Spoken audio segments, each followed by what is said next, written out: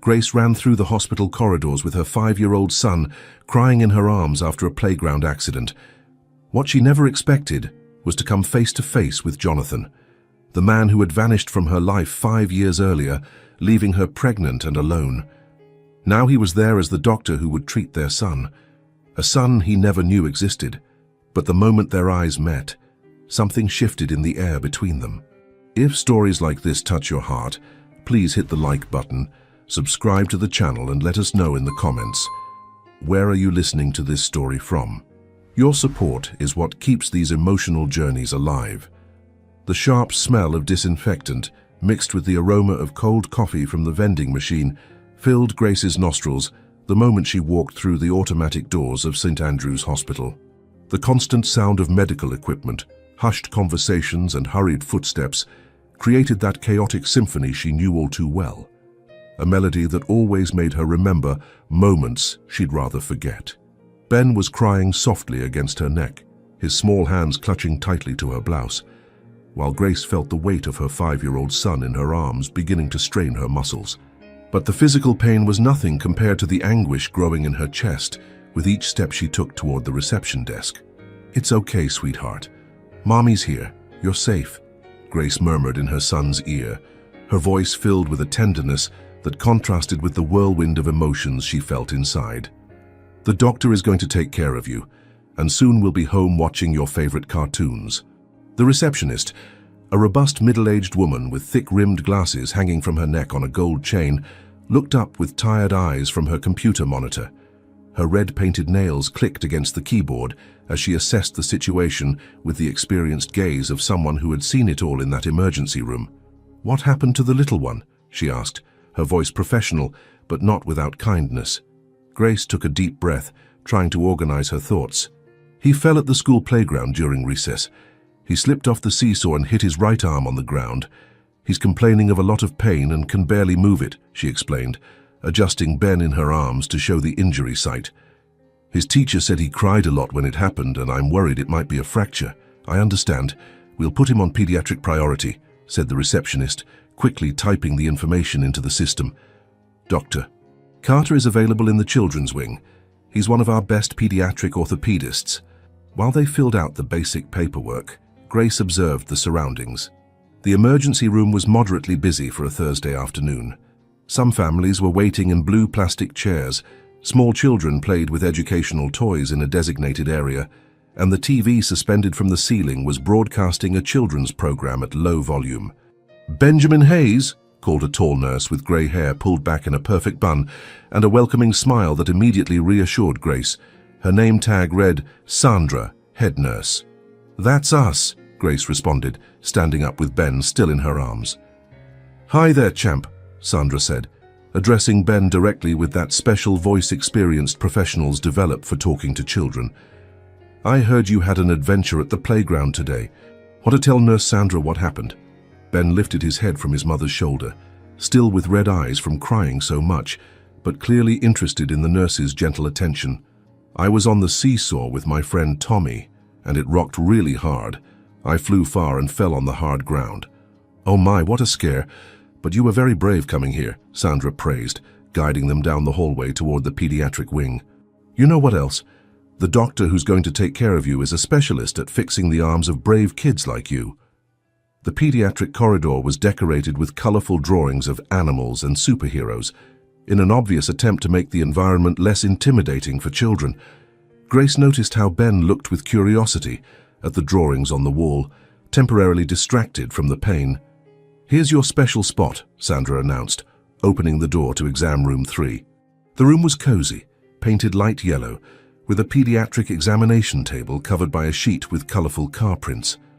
"The doctor will be right with you. He's just finishing up with another little patient." Grace settled Ben on the table, noticing how he winced when she tried to help him sit more comfortably. "Does it hurt a lot, baby?" "A little," Ben admitted, trying to be brave. "But I'm not as scared anymore." "You're the bravest boy I know," Grace said, gently kissing her son's forehead and feeling that unconditional love that only a mother knows flood her chest.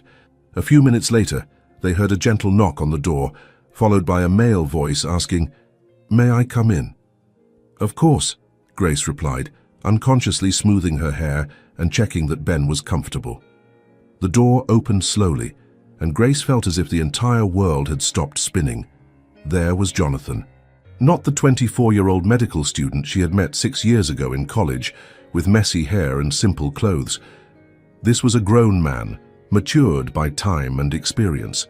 His shoulders were broader, perfectly filling the immaculate white coat. Dark brown hair with discreet silver strands at the temples gave him a distinguished air, and those blue-gray eyes she had never been able to forget now carried the confidence of an experienced professional. He held a tablet in his left hand, a stethoscope casually draped around his neck, and wore that warm, professional smile she imagined he reserved for reassuring small patients and their worried parents. But the exact moment his eyes met hers, everything changed. The smile disappeared instantly. The tablet nearly slipped from his hands. His eyes widened in pure, absolute shock, and for a moment that seemed to stretch into eternity, they both were completely frozen, trapped in a dimension where time had simply ceased to exist. Grace. The voice came out as a hoarse whisper, loaded with disbelief, recognition, and a complex mixture of emotions she couldn't completely decipher.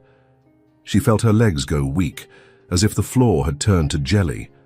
5 years. 5 long years since that cold December morning when he had left for Boston, full of dreams and ambitions, promising he would return, that they would find a way to make it work. 5 years since she had discovered she was pregnant and tried desperately to contact him, only to find out he had changed his phone number, his address, his life, without leaving any trace of how to find him. "John," was all she could manage to say, her voice coming out weaker and more trembling than she would have liked.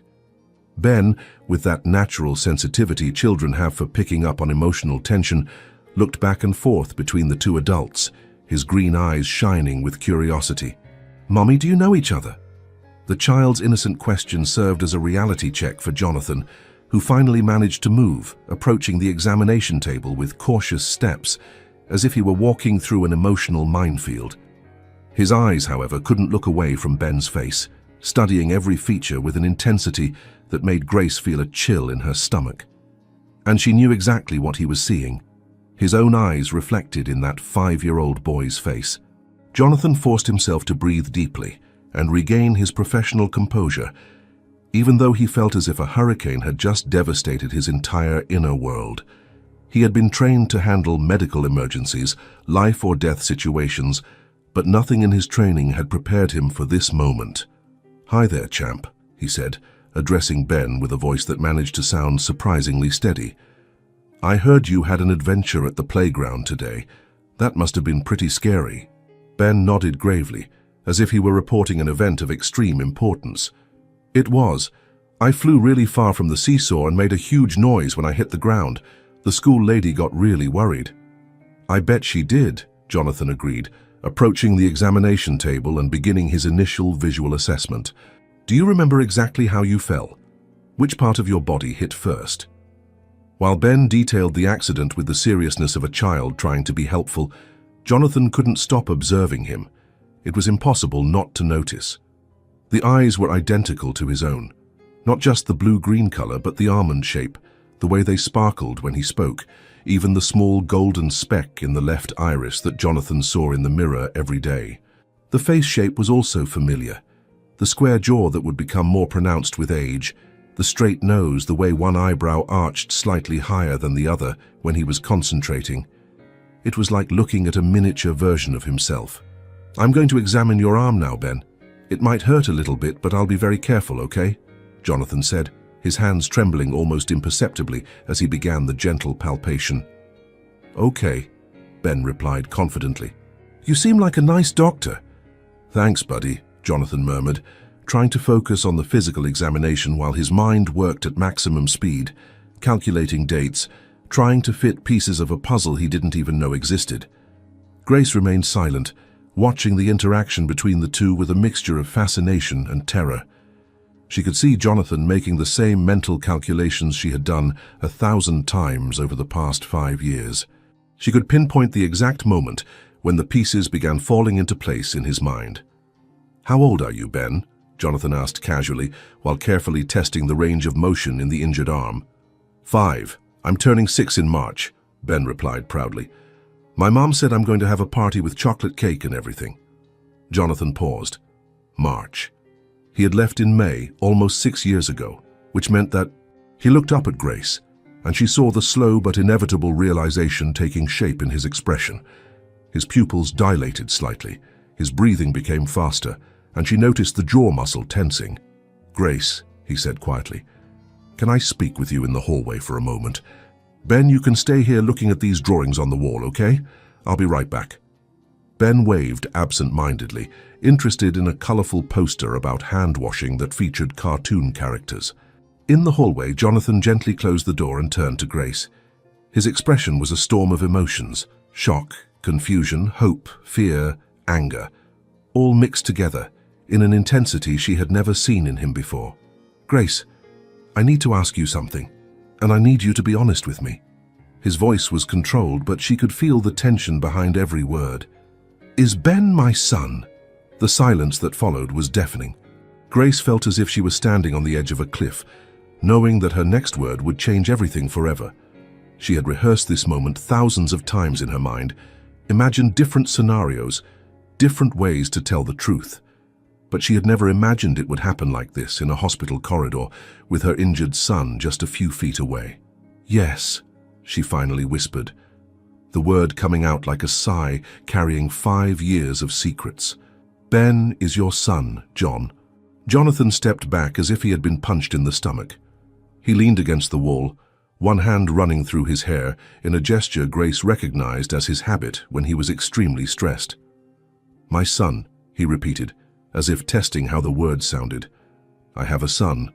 Ben is my son. John, I can explain. 5 years, he interrupted her, his voice gaining an intensity she had never heard. 5 years, Grace. He's 5 years old, and I didn't know. You never told me. I tried, Grace exploded, feeling all the pain and frustration of those years coming to the surface. You think it was easy for me? When I found out I was pregnant, I tried calling you dozens of times. Your phone was disconnected. I tried to find you in Boston, but nobody knew where you were. You just disappeared from my life. I changed my phone when I got there because it was expensive to keep the plan from here. I thought you had the hospital number where I was doing my residency, he said, running his hands over his face. Grace, if I had known you were pregnant. What would you have done? She asked, her own emotions finally overflowing. Would you have given up your dreams of being a doctor?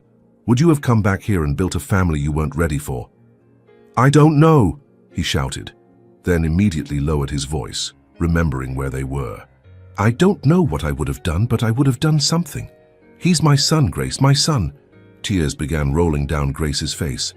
You think it was easy raising a baby alone? Working 2 jobs to pay for diapers and babysitters? Waking up alone every night when he was sick?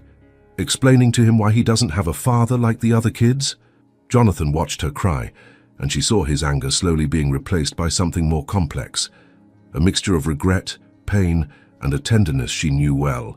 What did you tell him? About me? Grace wiped her tears with the back of her hand. I told him his daddy had to travel very far away because of work, and that maybe someday he'd come back. I never wanted him to hate you, John, even after everything. Grace, he began, slowly approaching her. No, she interrupted him, stepping away. We can't do this here. Ben is hurt and scared. He needs our care right now, not our drama. Jonathan nodded, clearly trying to pull himself together. You're right. Let's take care of Ben first. But Grace, this isn't over. We need to talk. About everything. When they returned to the exam room, Ben greeted them with a smile that broke Jonathan's heart in two. Doctor, are you going to be able to fix my arm? I will, champ, Jonathan promised, his voice thick with emotion. Daddy. I mean, the doctor is going to take very good care of you. Grace froze when she heard the slip, but Ben didn't seem to notice anything unusual. Jonathan, however, realized what he had said, and his eyes filled with tears he fought to hold back. For the first time in 5 years, he was looking at his son, and he had no idea how he was going to deal with that. 3 days had passed since the diagnosis at the hospital. A mild sprain that required nothing more than a colorful sling and some basic care. But for Jonathan, those 3 days felt like 3 years of anxiety and internal questioning that kept him awake most nights, going over every detail of that unexpected encounter. He had managed to get Grace's address through hospital records, something that technically violated protocols, but his paternal conscience spoke louder than his professional obligations. Now, standing in front of the simple but welcoming house in a quiet residential neighborhood, he took a deep breath, trying to find the courage to ring the doorbell. Grace's house was exactly the kind of place he imagined she would raise a family. A two-story building, painted light blue, with a well-maintained front garden, and toys scattered across the lawn that showed evidence of a child's presence. A small bicycle with training wheels was leaning against the porch, and Jonathan felt his chest tighten as he imagined Ben learning to ride. Before he could ring the doorbell, the door opened. Grace appeared wearing jeans and a simple blouse, her hair pulled back in a messy ponytail, with an expression that mixed surprise with something he couldn't completely identify. "John, what are you doing here?" I needed to see him again," Jonathan admitted, running his hand through his hair nervously. "I know I should have called first, but... Mommy, who is it?" Ben's voice echoed from inside the house, followed by the sound of small footsteps approaching. When Ben appeared behind Grace, his eyes immediately lit up upon recognizing Jonathan. "Hi, nice doctor. Did you come to see how my arm is doing?" Jonathan felt his heart race. "Hi, champ. I did, but I also wanted to know how you're feeling in general. Sometimes after a big scare, kids get afraid to play at the playground again." "I'm not scared," Ben declared proudly, "but Mommy said I have to wear the sling for a few more days."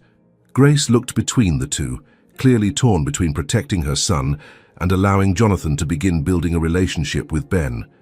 After a moment of hesitation, she stepped aside from the door. "Want to come in? I was making sandwiches for lunch." "If it's not any trouble," Jonathan said, trying to sound casual despite the whirlwind of emotions he felt.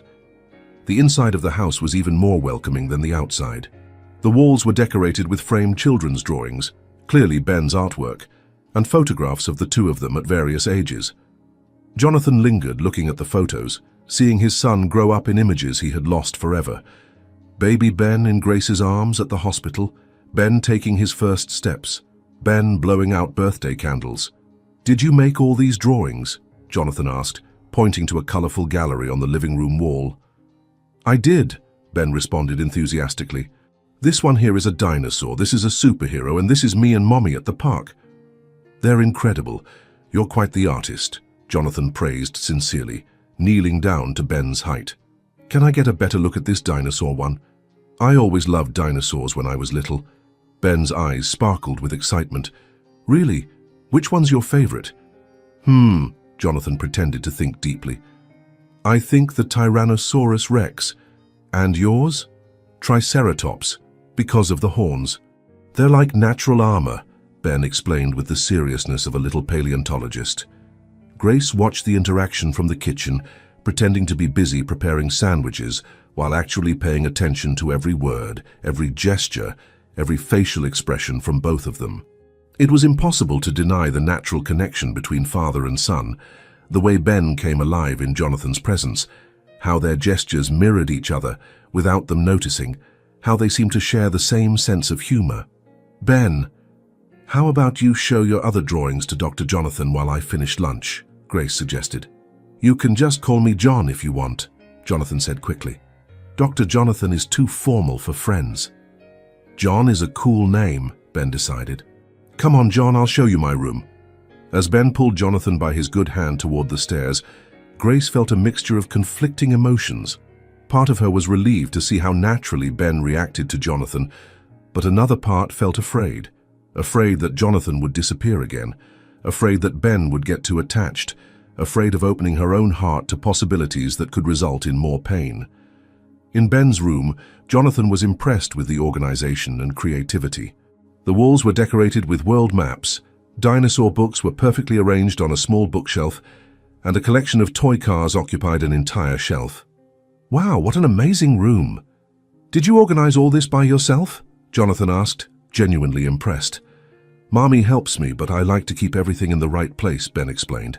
"She always says that an organized place helps keep your mind organized too." Jonathan smiled.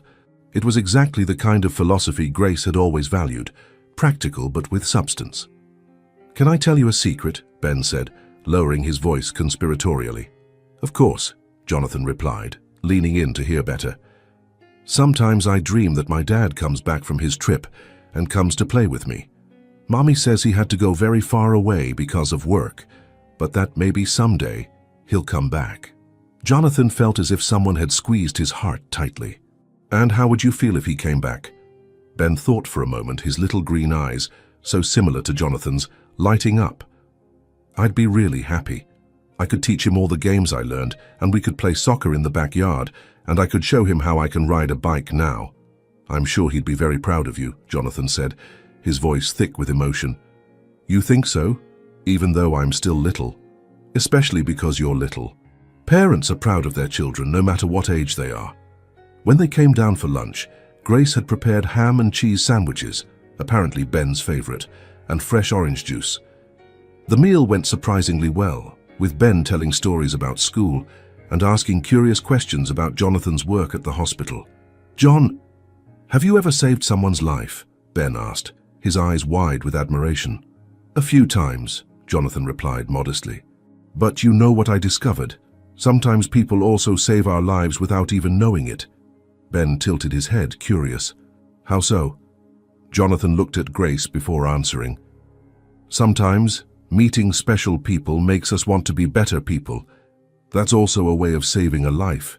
Grace felt her cheeks flush and looked away, but not before Jonathan noticed the small smile she tried to hide. When it was time for Jonathan to leave, Ben hugged him spontaneously, something that surprised all three of them. "Can you come back tomorrow?" Ben asked hopefully. Jonathan looked at Grace, who nodded almost imperceptibly. "If your mum lets me, I'd love to come back." "She will," Ben declared confidently. "Mommy likes nice people and you're nice." As Jonathan headed to his car, he heard Ben shout from the door, "Bye, John, dream about dinosaurs." And for the first time in 5 years, Jonathan knew he would have good dreams. Caroline Whitmore had always been used to getting everything she wanted. Daughter of Dr. Richard Whitmore, director of St. Andrew's Hospital, she had grown up in a bubble of privilege where her last name opened doors and her calculating blonde beauty closed deals. At 32, she was a successful lawyer who saw Jonathan Carter not just as a boyfriend, but as the perfect trophy to complete her carefully planned life. Until 3 weeks ago, everything was going perfectly. Jonathan was totally focused on his career, showed genuine interest in their wedding plans for the following year, and she had already begun dreaming of the perfect ceremony that would be featured in the city's society columns. But then something changed. First there were the unanswered phone calls, then dinners cancelled at the last minute with vague excuses about complex cases at the hospital, and more recently that distant look he carried as if his mind was constantly somewhere else. Caroline had learned early on that information was power, so it wasn't hard to discover what was happening. A few strategic questions to gossipy nurses, a discreet look at medical records that crossed her father's desk, and she had all the pieces of the puzzle. Grace Hayes, a 28-year-old woman, nurse at a community clinic, single mother of a 5-year-old boy named Benjamin, and apparently the ghost from the past that had returned to haunt her perfect life. That Tuesday, Caroline decided to make an unannounced visit to Jonathan's office. She arrived at the hospital wearing her favorite navy blue dress, the one that highlighted her eyes and always caught men's attention, carrying a bag with homemade lunch from the city's most expensive restaurant. "Surprise," she announced, entering the office with her most radiant smile. Jonathan looked up from the charts he was reviewing, and Caroline immediately noticed something was different. He didn't smile back with his usual enthusiasm, didn't get up to kiss her, didn't even seem genuinely happy to see her. "Caroline, what are you doing here?" he asked, sounding more tired than surprised. "I brought lunch for both of us," she said, trying to maintain a cheerful tone while internally beginning to feel the first pang of irritation. "I thought we could talk. I feel like you've been distant lately." Jonathan sighed, closing the folder he was analyzing. "Sorry, Care. I've been worried about some cases." "What cases?" she insisted, placing the bag on the table and approaching him. "You know you can talk to me about anything." There was a long pause, and Caroline saw something cross Jonathan's face. Hesitation, perhaps guilt. definitely discomfort. "It's complicated," he finally said.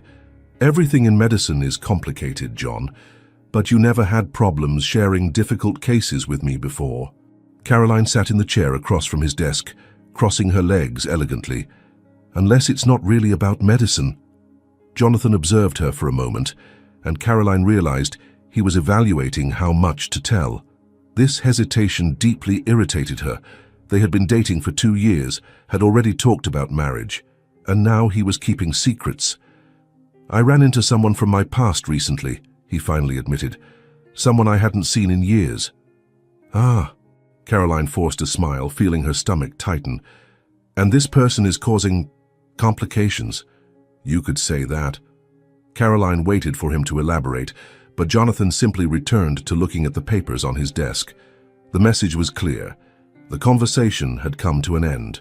"Well," she said, standing up with the grace learned from years of etiquette classes, "I hope you resolve this situation soon. We have the hospital benefit dinner on Saturday, and I've already confirmed our attendance." "Of course," Jonathan murmured, clearly not paying attention. Caroline left the office with a forced smile plastered on her face, but inside a storm was forming. She hadn't gotten where she was by letting other women steal what was hers. If Jonathan thought he could simply ignore her because of some desperate ex-girlfriend, he was very mistaken. That night, Caroline made some strategic calls. As the hospital director's daughter, and a respected lawyer in the city, she had contacts at various institutions, including the Department of Social Services. Some careful questions, some subtle suggestions, and she obtained detailed information about Grace Hayes and her son, single mother, working as a nurse at a clinic with limited financial resources, living in a modest house in a lower middle-class neighborhood, no history of legal problems, but also without a solid financial support network. It was the perfect profile for what Caroline had in mind. The plan was elegant in its simplicity.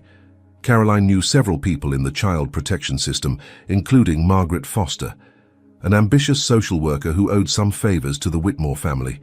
It would be easy to plant some seeds of doubt about Grace's ability to adequately care for her son. Caroline spent the next 2 days carefully building her narrative. She documented Jonathan's visits to Grace's house, information obtained through a discreet private investigator. She photographed the neighborhood, highlighting aspects that could be interpreted as inadequate for a child.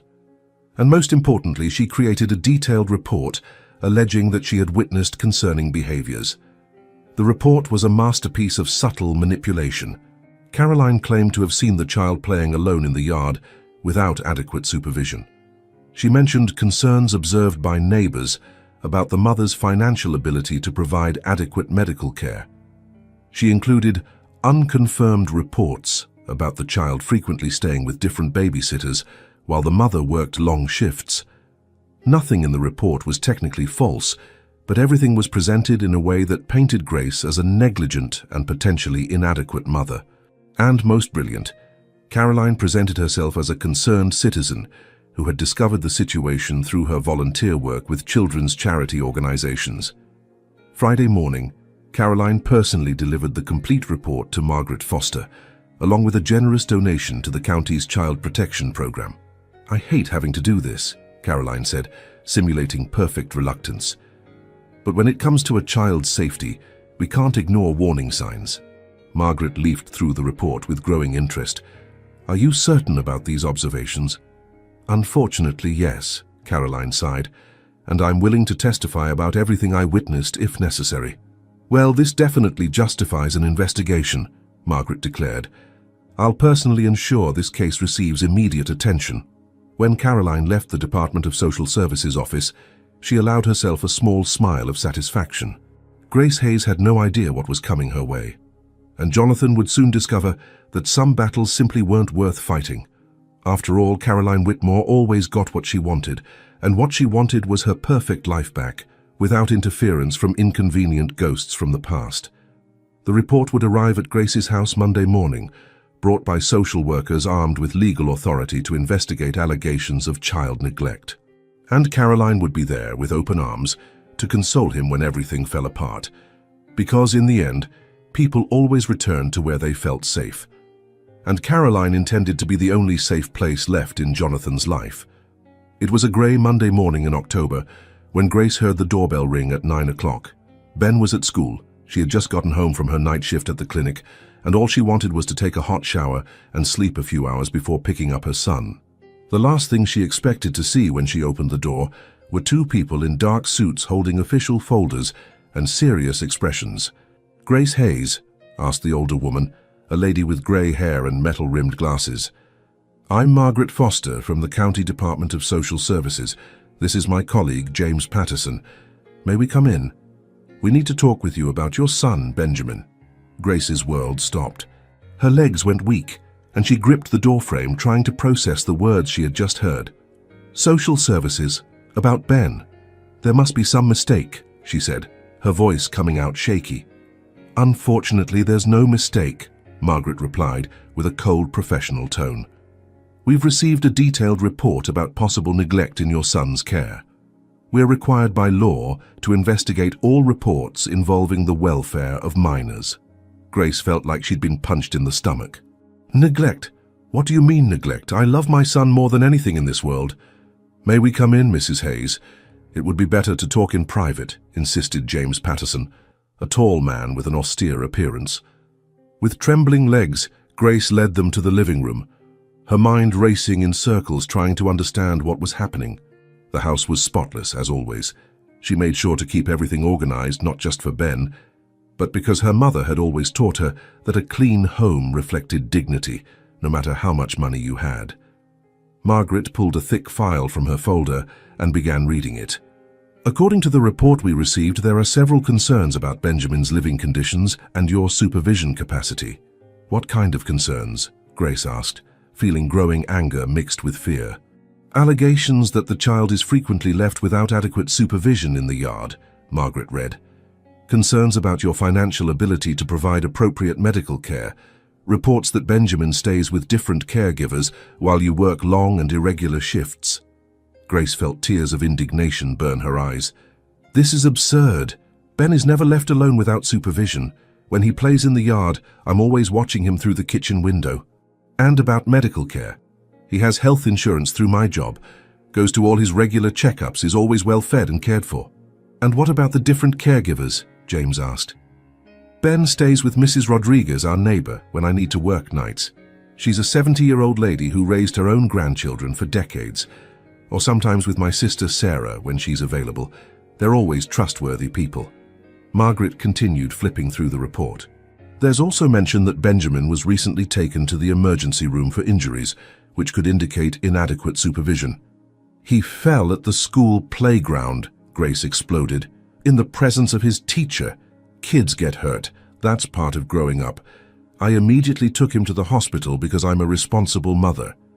"Mrs. Hayes, you need to understand we're not here to accuse you," Margaret said, though her tone remained cold and professional. "But these allegations are serious and require thorough investigation." Grace stood up abruptly. "Who made these allegations? Who is lying about me and my son?" "The reporter's information is confidential," James replied, "but I can tell you it came from someone who claims to have observed the situation closely." Something about the way he said it made Grace stop. Someone who observed closely. Someone who had access to detailed information about her life, about Ben, about their routines. Someone who knew about the hospital visit, and suddenly a terrible suspicion began forming in her mind. "Does this have to do with Jonathan Carter?" she asked, her voice coming out higher. Margaret and James exchanged a quick glance. "Why do you ask about Dr. Carter?" "Because he's the only new person in my life recently. The only person who could have information about Ben and about me," Grace said, feeling a deep pain spreading through her chest. "Was he the one who made this report?" "Mrs. Hayes, we can't discuss the reporter's identity," Margaret repeated. "But I need to ask, what exactly is the nature of your relationship with Dr. Carter?" Grace sat heavily on the couch, running her trembling hands through her hair. He's Ben's father. We reconnected recently at the hospital where he works." "And how has this reunion been?" James asked, taking notes. "I thought it was going well," Grace murmured, more to herself than to them. "He was trying to get to know Ben, spend time with us. I started thinking that maybe we could be a family." Tears began rolling down her face as the cruel reality set in. Jonathan had gained her trust, learned about her intimate life, observed her routines, and then used all that information against her. Why? To get custody of Ben? To take her son away because he thought he could offer a better life? Mrs. Hayes, Margaret said, her voice softening slightly. We need to do a complete inspection of the house and interview Benjamin when he gets home from school. You're going to scare my son, Grace protested. We'll try to be as gentle as possible, but it's standard protocol. The rest of the morning passed like a nightmare. Grace accompanied them through the house, watching while they photographed each room, examined the refrigerator, checked safety conditions, made notes about everything. Her house, her sanctuary, her carefully built home was being dissected by strangers looking for flaws. When Ben came home from school at 3 in the afternoon, Grace had to explain to the 5-year-old why 2 unknown people wanted to ask him questions. She saw the fear and confusion in her son's little green eyes as they gently interviewed him about his routine, about how he felt at home, about who took care of him. Ben answered all the questions honestly, his childlike innocence being the best defense Grace could have asked for.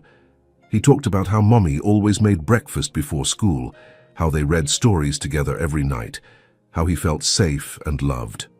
When Margaret and James finally left, promising to return in a few days for a second evaluation, Grace locked the door and collapsed on the living room floor, sobbing. "Mommy, why are you crying?" Ben asked, approaching and touching her face with his little hands. "Mommy is just a little sad, baby," she said, pulling him into a desperate hug. "But it will pass. Was it because of those people? Were they mean?" "No, sweetheart. They were just doing their job." But Grace knew who was really to blame. And as she rocked Ben to sleep that night, she made a promise to herself. If Jonathan Carter wanted a custody war over her son, he would have one. But first, she needed to protect Ben from any additional harm, and that meant Jonathan Carter would never set foot in her house or Ben's life again. "If your presence puts my son at risk," she whispered in the dark, "then you better not come back." Jonathan was reviewing charts in his office when he received the call that would change everything. It was Grace, and for the first time since they had reconnected, her voice was loaded with a cutting coldness he had never heard before. "Congratulations, Jonathan," she said, skipping any greeting. "You got what you wanted." "Grace, what are you talking about?" he asked, immediately sensing that something was terribly wrong. "Don't pretend you don't know," she replied, her voice trembling with contained rage. "The Department of Social Services was here today. It seems someone made very detailed allegations about my ability to care for Ben." Jonathan felt his blood freeze. "What? Grace, I don't know anything about this." "Of course you don't," she said with bitter sarcasm.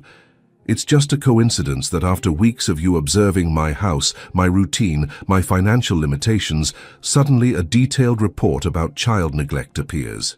"Grace, you have to listen to me." "No," she screamed, and Jonathan could hear that she was crying. "I don't have to listen to anything. I trusted you. I let my son get attached to you. I started believing that maybe we could be a family. And you used all of that against me." The line went dead, and Jonathan stared at the phone in absolute shock. Someone had reported Grace to social services. Who could have done such a thing? And why did Grace think it was him? He spent the rest of the day trying to call her, but all calls went straight to voicemail.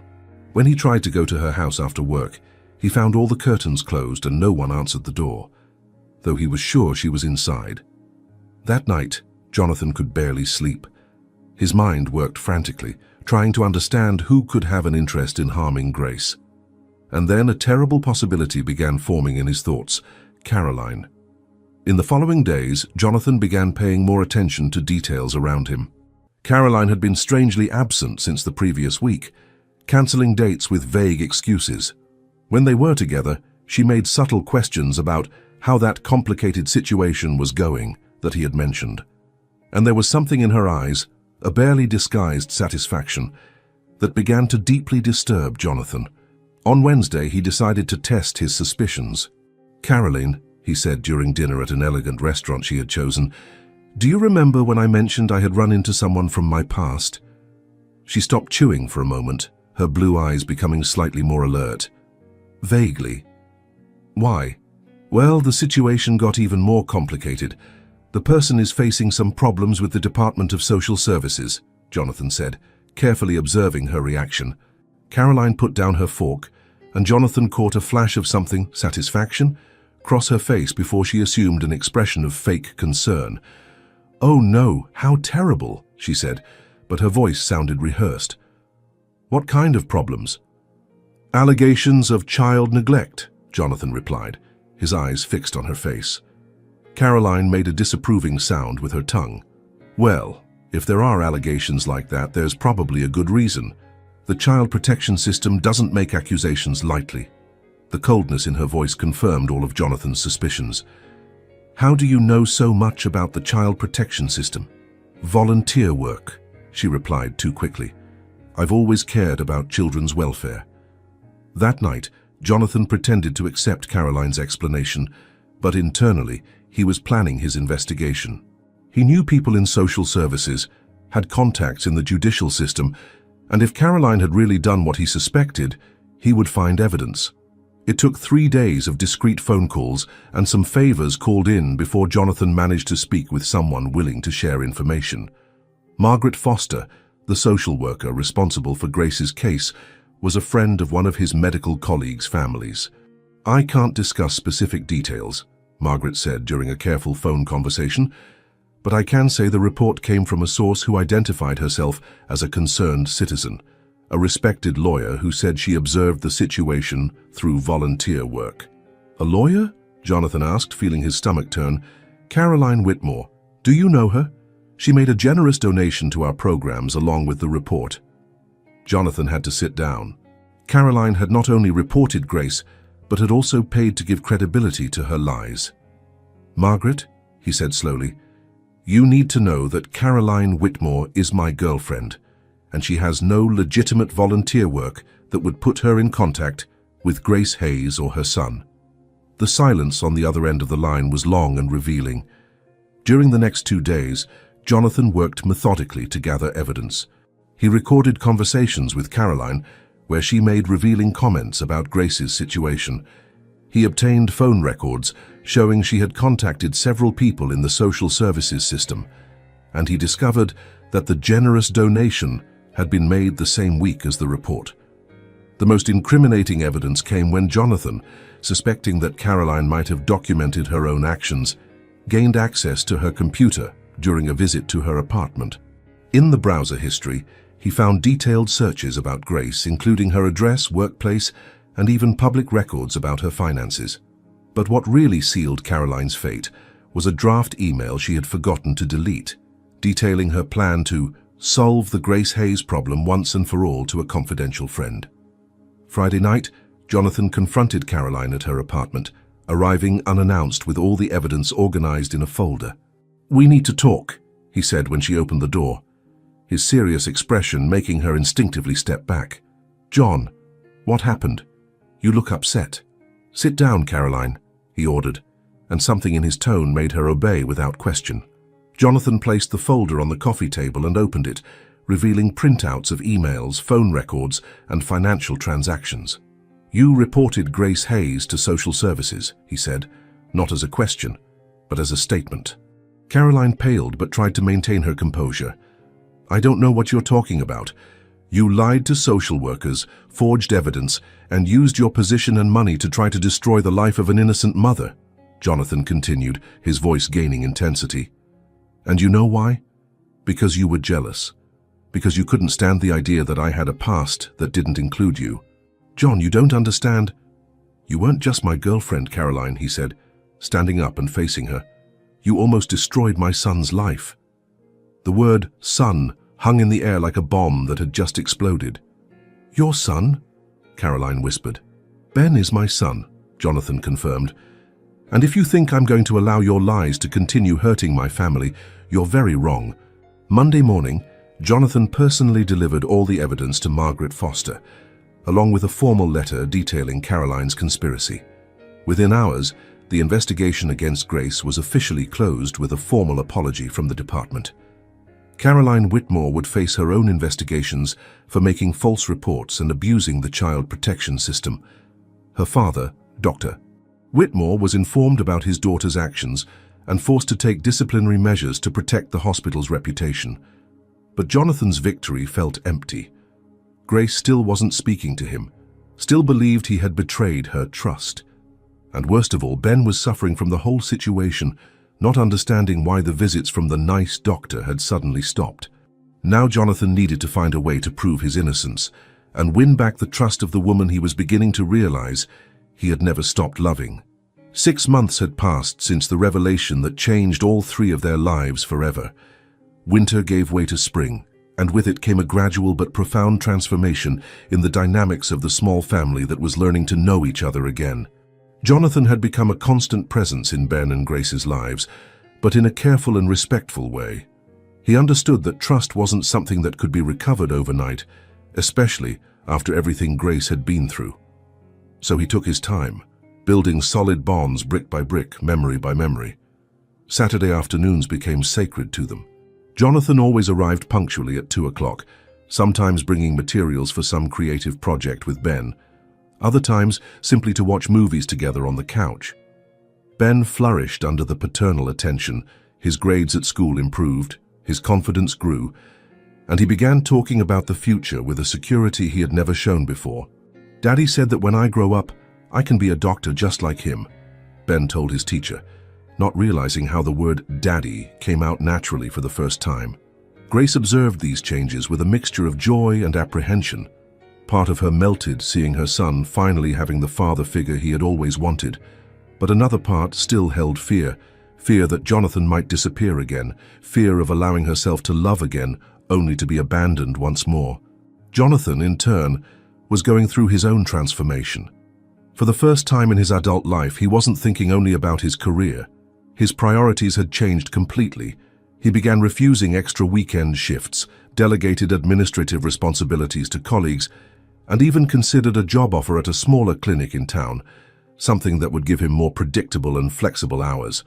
"Are you sure about this?" Grace asked one afternoon while Ben played in the backyard and they had coffee on the porch. "Working at St. Andrews has always been your dream." "My dreams have changed," Jonathan replied simply. "Or maybe I've discovered dreams I didn't even know I had." It was that afternoon that Grace realized something had changed inside her too. Watching Jonathan push Ben on the swing he had installed himself in the backyard tree, seeing how the two laughed together, she felt something she hadn't allowed herself to feel in a long time. Hope that maybe, just maybe, they really could be a true family. The following weeks brought growing intimacy between Grace and Jonathan. It wasn't just the rediscovery of physical attraction, though that was certainly there, pulsing beneath the surface of every conversation, every prolonged look, every accidental touch. It was something deeper, the understanding that they had become different people over the years, but people who complemented each other in ways they had never experienced when they were young. "Do you remember how impatient we were when we were young?" Grace said one night while they washed dishes together after dinner.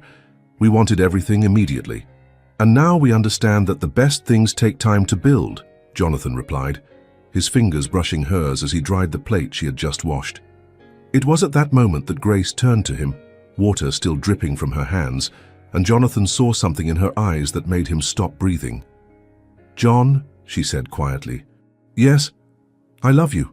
The words came out as a whisper, but carried the weight of months of rebuilding, forgiveness, and rediscovery.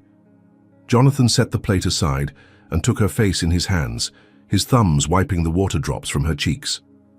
"I never stopped loving you," he said, "not even when I thought I'd never see you again." The kiss that followed was different from anything they had shared in the past.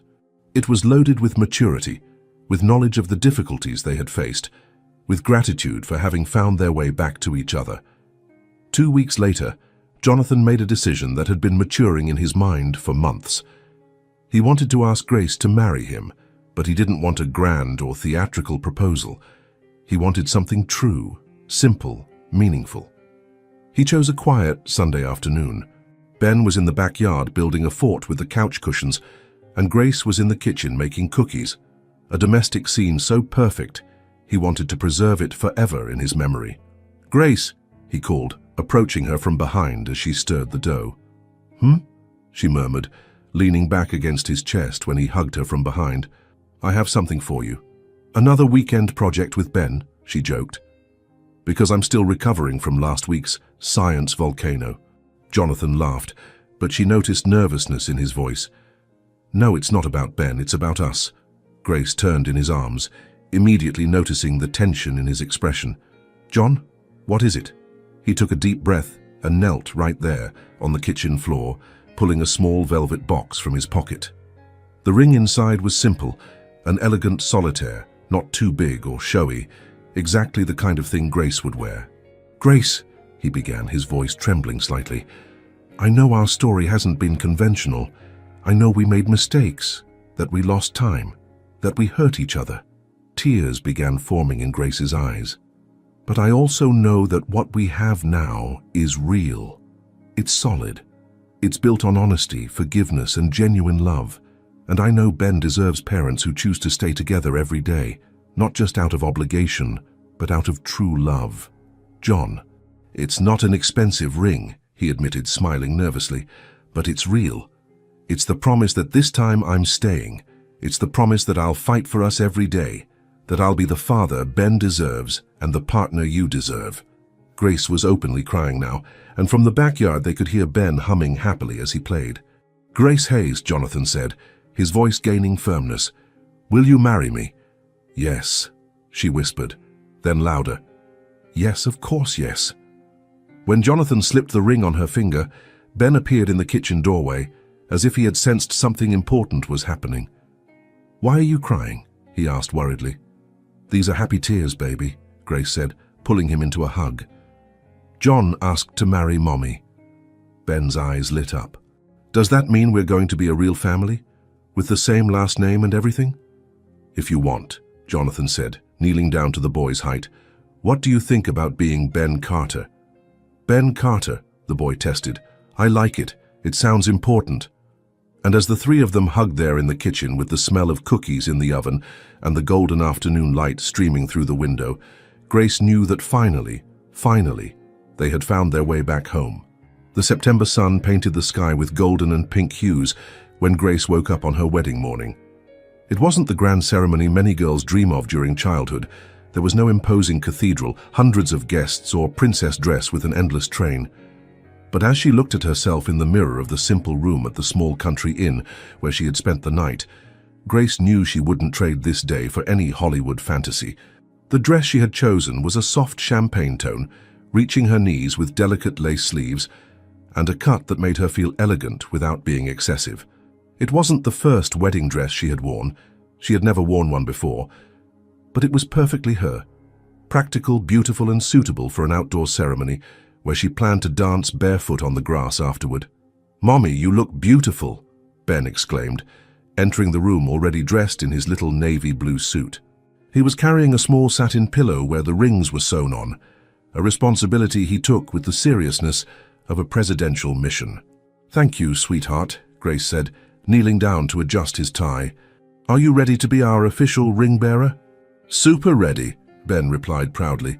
I practiced the walk like 1,000 times, and Daddy said I'm the most important man at the wedding after him. Grace smiled, hearing how naturally Ben alternated between calling Jonathan John and Daddy, depending on the situation. The boy was still getting used to the idea of having an official father, but the transition had been surprisingly smooth. An hour later, they were at Willowbrook Farm, a rustic property about 40 minutes from the city that Grace had chosen precisely for its welcoming simplicity. The location was perfect, a green lawn surrounded by ancient oak trees, with a stunning view of the mountains in the background. Simple wooden chairs were arranged in a semicircle, decorated only with white ribbons and small arrangements of wildflowers. The guests were only the most important people in their lives: Sarah, Grace's sister, who would serve as maid of honor, Dr. Martinez, Jonathan's mentor during medical residency, and his best man, Mrs. Rodriguez, the dear neighbor who had taken care of Ben so many times, some close colleagues from the hospital, and the closest friends who had followed their journeys over the years. Jonathan waited at the improvised altar under an arch of intertwined branches, wearing a light gray suit that Grace had helped choose. His hands were visibly nervous. He rubbed them against each other repeatedly, but his face radiated a joy Grace had never seen before. Beside him stood Ben, who waved enthusiastically when he saw his mother appear at the back of the lawn. The music began, a soft instrumental version of At Last, played by a local guitarist, and Grace began her walk down the petal carpet that Sarah had scattered minutes before. She didn't have a father to walk her down the aisle, but she didn't miss it. She had made this journey alone for so long that it seemed appropriate that she would also arrive at the altar on her own. But when she was halfway there, Ben ran from his position next to Jonathan and ran to meet her. "Can I walk with you, Mummy?" he asked, extending his little arm. Grace felt tears forming in her eyes. "Of course you can, my love." And so, mother and son walked together toward the man who would complete their family, Ben carefully holding the ring pillow in one hand and his mother's arm in the other.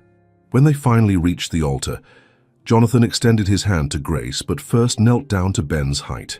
"Thank you for taking such good care of your mother all these years," he said quietly, just for the boy to hear. "Now we're going to take care of her together, okay?" Ben nodded solemnly and positioned himself beside them throughout the entire ceremony, as if he were a third groom. The officiant, a retired judge who was a friend of Sarah's family, began the ceremony with simple but meaningful words about love, family, and second chances. But it was the personal vows that really touched everyone's hearts. Grace spoke first, her voice clear and firm. "Jonathan, when I met you so many years ago, we were two different people in a different world. We lost time, made mistakes, hurt each other. But maybe we needed to grow apart to be able to find each other again as the people we are today. You're not just the man I love, you're the father Ben always deserved to have, and the partner I didn't even know I was looking for. I promise to love you on the easy days and the difficult ones, support you in your dreams, and build with you a family based on honesty, forgiveness, and genuine love." Jonathan wiped his eyes before beginning. "Grace, you are the strongest, bravest, and most loving woman I've ever met. You raised an incredible boy practically alone, built a dignified life with your own hands, and still found room in your heart to forgive me and give me a second chance. I can't promise I'll be perfect, but I promise I'll never disappear again. I promise to fight for us every day, be the father Ben deserves, and love you both unconditionally for the rest of my life." When it was time for the rings, Ben approached with the seriousness of someone carrying state secrets. "These are the rings that symbolize that you're going to stay together forever," he asked, loud enough for everyone to hear. "That's right, champ," Jonathan confirmed. "And I can call you Daddy everywhere now?" "Of course you can," Jonathan said, his voice thick with emotion. "Then here are the rings," Ben announced proudly, handing the pillow to the judge. The exchange of rings was accompanied by happy tears from several guests, especially when Jonathan slipped the ring on Grace's finger and whispered, "Forever, this time. Now, by the power vested in me by the state, I pronounce you husband and wife," the judge announced with a warm smile. "Jonathan, you may kiss the bride." But before Jonathan could move, Ben shouted, "And can I hug you both?" The kiss that followed was interrupted by a three-way hug that drew laughter and applause from everyone present. It wasn't the traditional romantic end-of-ceremony kiss, but it was perfect for them. "Now we're officially a family," Ben shouted, his arms still around his parents' necks. "Ben Carter, Grace Carter, and Jonathan Carter." And as the guests stood up applauding and throwing rose petals, the three hugged tighter, knowing that finally, they had found the place where they belonged. The party that followed was simple but joyful, with live music, dancing on the grass, and Ben running among the guests proudly announcing, "These are my parents, they got married today."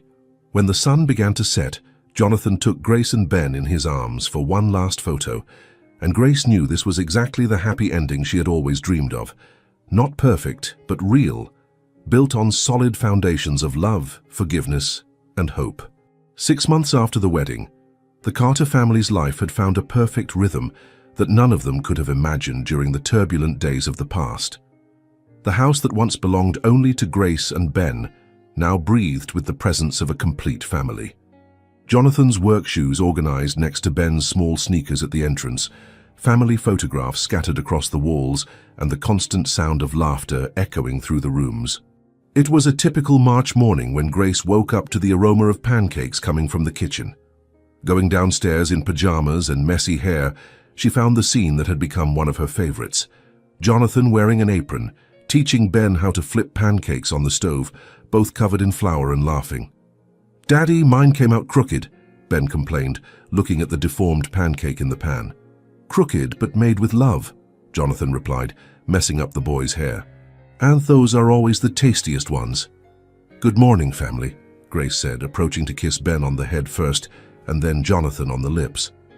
"Mom, I'm making dinosaur-shaped pancakes," Ben announced proudly. "Well, at least I'm trying. This one looks more like a...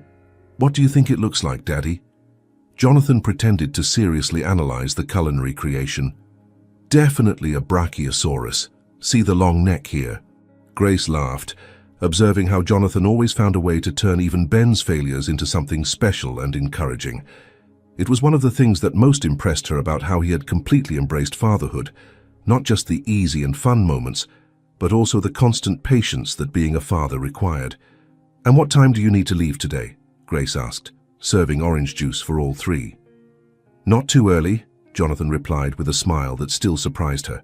One of the advantages of Willow Creek Medical Center is that they really respect work-life balance. 3 months ago, Jonathan had made a decision that initially worried Grace. He had left the prestigious St. Andrew's Hospital to accept a position at a smaller medical clinic in town. The salary was lower, the prestige too, but the hours were predictable. Weekends were free and he could be present for all the important things in Ben's life: soccer games, school presentations, and simply family dinners. "Are you sure you don't regret it?" Grace had asked during the first week at the new job. "Grace," he replied, pulling her into his arms in the bedroom they now shared, "I spent years thinking my value as a man was tied to my professional success. But I discovered that my true value lies in how many times Ben smiles when he sees me come home, how many stories I can read to him before bedtime, and how many mornings I wake up next to the woman I love." Now, watching Jonathan help Ben serve deformed but lovingly made pancakes, Grace knew he had made the right decision. Breakfast was interrupted by the phone ringing. It was Sarah, Grace's sister, calling with exciting news about the opening of her new craft store. "Tell Aunt Sarah about your science presentation tomorrow," Grace suggested, handing the phone to Ben. "Aunt Sarah, I'm going to present about volcanoes and Daddy helped me make a model that really explodes. Well, it doesn't really explode, but it makes really cool foam." Grace and Jonathan exchanged an amused look. The science project had consumed their last 2 weeks. Jonathan and Ben working together in the garage every night, testing different combinations of baking soda and vinegar, carefully painting the papier-mâché mountain, and Ben asking scientific questions that sometimes left even Jonathan researching answers. After Ben finished enthusiastically telling Sarah about the volcano, they prepared for another day of family routine. Jonathan would take Ben to school on his way to work, a tradition they both loved, as it gave them time for man-to-man talk, as Ben liked to call it. "Tonight is pizza and movie night," Jonathan reminded, putting Ben's lunchbox in his backpack. "Which movie did you choose?" "Jurassic Park," Ben replied immediately, "but Mummy said it might be too scary." "How about we start with Ice Age?" Grace suggested diplomatically. "It also has dinosaurs, but they're friendlier." "Okay," Ben agreed. "But when I get older, we're going to watch Jurassic Park, right, Daddy?" "Of course, champ, when you're ready." Grace watched through the window as Jonathan installed Ben in the back seat of the car, carefully checking the seatbelt as he did every morning. It was a simple ritual, but one that represented so much: care, responsibility, paternal love in its purest form. Before getting in the car, Jonathan ran back to the door where Grace was still standing. "I forgot something," he said, pulling her into a long, sweet kiss. "What did you forget?" she asked when they separated. "To tell you I love you." "You said that 5 minutes ago during breakfast," Grace laughed. "Then I'm 5 minutes late to say it again," he replied, kissing her once more before running back to the car.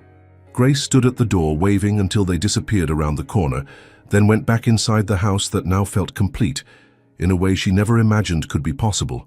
While tidying the kitchen, her eyes stopped at a recent photo on the refrigerator.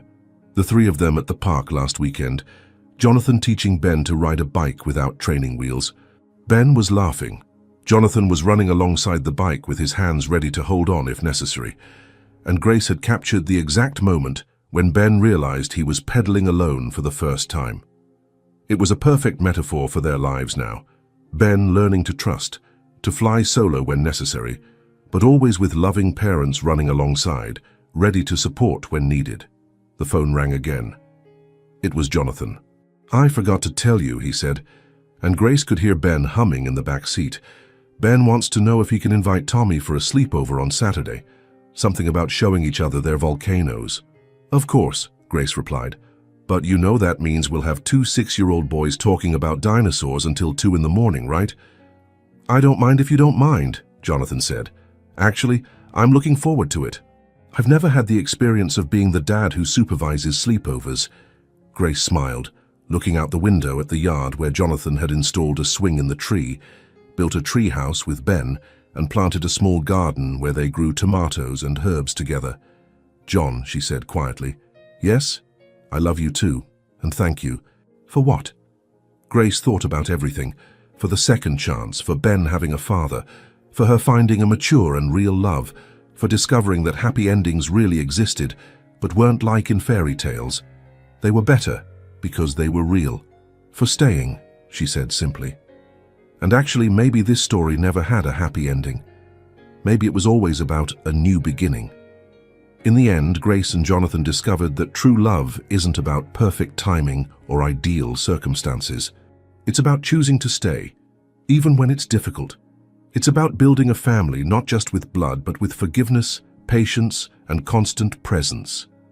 Ben gained more than a father. He gained the certainty that real love exists and endures. And perhaps that's the most precious lesson. Sometimes the most winding paths lead us exactly where we need to be. If this story touched you, please hit the like button, subscribe to the channel, and tell us, where are you listening to this message from? Your support is what allows us to continue bringing stories like this.